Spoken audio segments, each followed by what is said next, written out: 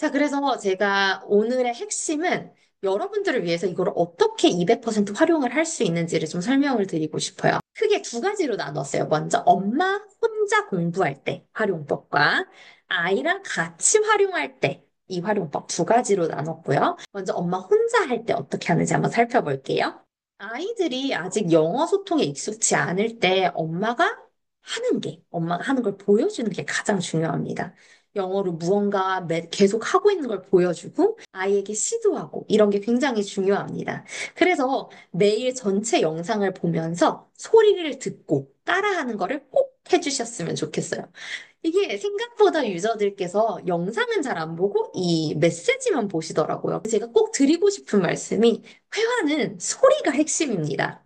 우리가 지금까지 해왔던 공부 방식은 reading, writing, 어떤 문자 위주의 앉아서 뭔가 하는 이런 게 주였잖아요. 근데 회화는 달라요. 회화는 계속 말해봐야 되고 듣는 게 필요해요. 들으면서 소리와 박자에 익숙해지고 이거를 내 입으로 표현해 보면서 나의 입 근육을 트레이닝 시키는 게 핵심인 것이죠. 그래서 많이 듣고 많이 따라 하시는 게 기본. 그리고 거기에다가 직접 사용해 보시는 것. 이 두 가지 프로세스가 돼야지 내 것이 돼서 내가 필요한 상황에 확 꺼내서 쓰실 수 있는 거예요. 그래서 기본적으로 최소 한 번은 꼭 영상을 보면서 낭독을 해주세요. 말씀드렸다시피 우리 한국 사람들은 리딩 라이팅을 많이 해서 여기에 굉장히 강하세요. 그래서 문장을 보고 좀 약간 쉬워 보이면 내가 이해할 정도의 문장이면 아 이게 뭐야 이렇게 생각하시는 분들이 있어요. 근데 스너글톡의 핵심은 소리와 낭독, 실제 사용이에요. 회화의 핵심이죠, 사실. 그래서 단순히 읽고 쓰기 하는 거는 회화와 정말 맞지가 않아요. 내가 알고 있는 문장이 나오더라도 좀 영상에서의 원어민 소리를 들으면서 강세가 어떤지, 이 리듬이 어떤지, 높낮이가 어떤지, 이거를 최대한 따라하려고 하시는 게 아주 아주 중요합니다. 그 한국어와 영어의 다른 점 중 하나가 박자예요. 근데 우리나라 분들은 이 문자로 영어를 많이 공부를 했어요. 소리를 많이 안 들은 상황이에요. 그러면 이 띄어쓰기만 보고 얘기를 하게 되는데, 읽게 되는데, 한국어 같은 경우는 의미 단위로 띄어쓰기가 되어 있어요. 예를 들어서, 나는 학교에 가.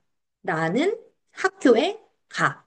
의미 단위로 이게 띄어쓰기가 되어 있어요. 근데 영어는 의미를 보려면 청크 단위로 봐야 돼요. 한국어에는 없는 개념인 것 같아요. 청크. 그러니까 예를 들어서 in front of the gym 하면 in front of가 청크가 하나고 the gym 이게 청크가 둘 이렇게 되는데 한국에서 영어를 배우신 분들은 문자만 보고 in front of the gym 이렇게 박자가 어떤 이런 거 없이 그냥 딱딱 이렇게 얘기를 하세요. 다섯 번을 띄어서 얘기를 하시는 거죠. 그러면 리듬이 전혀 만들어지지가 않아요. 이 플로우 자체가 완전히 다른 거죠. 그래서 아무리 내가 읽을 수 있고 이해할 수 있는 문장이 나와도 최대한 리듬을 따라하고 낭독하고 그대로 사용을 하는데 의의를 더 주시면 좋겠습니다. 다음 두 번째, 이어서 연기를 해주셔야 돼요. 내가 마치 현재 아이에게 얘기하고 있듯이 연기하면서 연습을 해주세요. 이불에 실수를 한 상황이다. 그러면 그거를 내 머릿속에 내가 지금 거기 있다라고 생각을 하면서 거기 완전 몰입해서 연기를 하는 거죠. 그러면서 문장을 얘기를 해보는 거예요. 이게 굉장히 큰 도움이 됩니다. 그리고 세 번째로 문자를 이렇게 딱 받아봤을 때 뜻을 바로 모를 수 있잖아요. 그럴 때는 뜻을 먼저 보고 이해를 한 다음에 영어로 여러 번 낭독을 해주시면 좋습니다. 이렇게 하는 이유는 회화를 할 때 한국어의 개입이 너무 강하면 항상 그 필터를 거쳐서 나와야 돼요. 한국어가 항상 그 중간에 껴서 아, 내가 말하고자 하는 것? 그러면 한국어로 먼저 얘기하고 그다음 영어로 번역하고 또 여기서 뭔가가 들어왔어요. 영어로 누군가 그걸 얘기하는데 한국어로 번역하고 그다음 내가 이해하는 이 프로세스 자체가 한 번 더 길어져서 굉장히 비효율적인 어떤 과정이 되게 됩니다. 근데 이거를 좀 낮춰주는 게 바로 이해를 한 다음에 영어로 계속 말해주는, 반복해주는 이 작업입니다. 그래서 이거를 꼭 해보시고. 네 번째는 내가 무조건 오늘 이 메시지에서 적어도 한 개는 내 입에 꼭 붙일 거야 라는 마음으로 한 문장을 정해서 그 문장과 비슷한 형식으로 영작을 해보세요. 예를 들어서 오늘 받은 게 I am happy to blah blah blah 뭐 이런 문장이 나왔어요. 뭐 그 외에 다른 여러 가지 문장이 있겠죠? 그러면 그 하나를 정해서 그 I am happy to로 뭔가 영작을 해보시는 거죠. 그런 다음에 스너글링 채팅방에다가 보내주시면 저희 직원들이 다 체크를 해줄 겁니다. 그리고 이제 엄마는 또 필사를 해보셔도 좋아요. 이렇게 쓰는 거죠. 아이들 시키지 마시고요. 필사하게 되면 더 잘 기억나기 때문에 성인들의 영어 공부 방법 중 하나로 추천을 합니다. 물론 그렇게 한 다음에 당연히 실제 사용을 꼭 해주셔야 되고요. 자, 그 다음 아이와 함께 메시지 활용법. 아이도 먼저 많이 들어야 돼요. 어른처럼. 근데 어리면 어릴수록 영어 레벨이 낮으면 낮을수록 영어 음원이 귀에 잘 안 들어와요.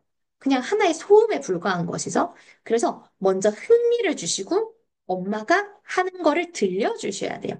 이게 음원은 내가 모르는 소리는 그냥 싹 날아가 버립니다. 이게 무슨 소리인지도 잘 안 들려요. 특히 어리면 어릴수록. 그래서 엄마가 하는 거를 많이 보여주시고 따라하는 거를 그러고 아이한테도 한번 읽어주시고 그 다음에 다시 음원을 들으면 훨씬 더 잘 들리게 되어 있습니다.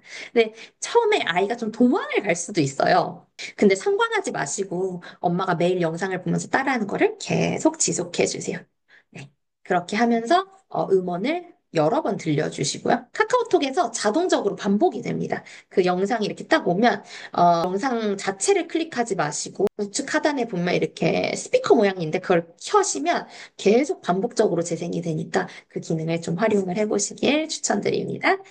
그리고 이제 한 5, 6세 정도 되면 이 영상을 보면서 엄마랑 같이 따라할 수 있어요. 물론 짧게 한두 문장 정도 가능한데 처음에는 okay, thank you 같이 약간 한 단어, 두 단어로 이루어진 것으로 시작을 해주시다가 점차적으로 세 단어 한번 찔러보고 네 단어 찔러보고 이렇게 하면서 아이들의 그 속도나 어떤 레벨을 맞춰주시면 됩니다.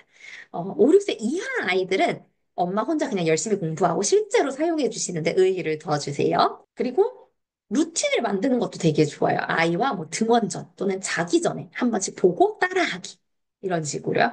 이거는 특히나 영어 문자를 이미 아는 아이들한테 좀 추천해 드립니다. 이거를 보고 아이들이 읽을 수 있는 아이들 있잖아요. 네. 그리고 이제 이거를 엄마가 배웠고 아이들한테 실제적으로 이거를 사용해 줄 때 중요한 점이 꼭 그 문장과 맞는 상황에서 이해를 돕는 여러 가지 그 비구어적인 표현들이 있잖아요. 뭐 제스처, 눈빛, 표정, 아니면 뭐 높은 톤, 뭐 낮은 거, 막 이렇게 뭐 크게 작게 이런 다양한 어떤 비구어적 표현들이 있는데 가장 쉬운 건 제스처입니다. 제스처를 하면서 포인팅을 하면서 그 문장을 얘기를 해주세요. 그리고 얘기를 해주실 때 너무 긴 문장을 고르지 마시고 또 난 많은 걸 들려줘야겠다 해서 막 여러 개 문장을 한 번 이렇게 넣어주지 마시고 한 문장을 정해서 세네 번 반복해서 얘기해 주시는 게 좋습니다. 그 다음에 그 문장과 비슷한 형태의 문장으로 확장을 해주시는 거죠. 예를 들어서 엄마가 I'm happy 해서 뭐 I'm sad, I'm angry 이런 식으로 하는 것이죠.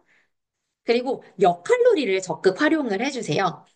대화문을 가지고 그 연기를 하면서 역할놀이를 하는 것이죠. 그래서 실제적으로 저희 유저 중에 8세 아이를 양육하시는 부모님이 계신데 그 부모님은 아이랑 같이 인형을 들고 이렇게 막 역할놀이를 하시는 거를 제가 봤거든요. 그래서 좀 큰 아이들은 그렇게 역할놀이를 하셔도 좋다. 마지막으로 진짜 당부드릴 점은 아이가 싫다는데 자꾸 영상 보면서 따라하자고 강요하지 마세요. 이 시기 아이들한테 좀 가장 좋은 회화 교육법은 엄마가 공부해서 실제 그 상황에서 사용해 주는 것이에요. 공부는 엄마가 하시고 아이는 그 상황을 그냥 경험하게, 체득하게 해주는 것이죠. 당연히 근데 뭐 아이가 그 시간을 좋아하면 함께해도 너무 좋고요.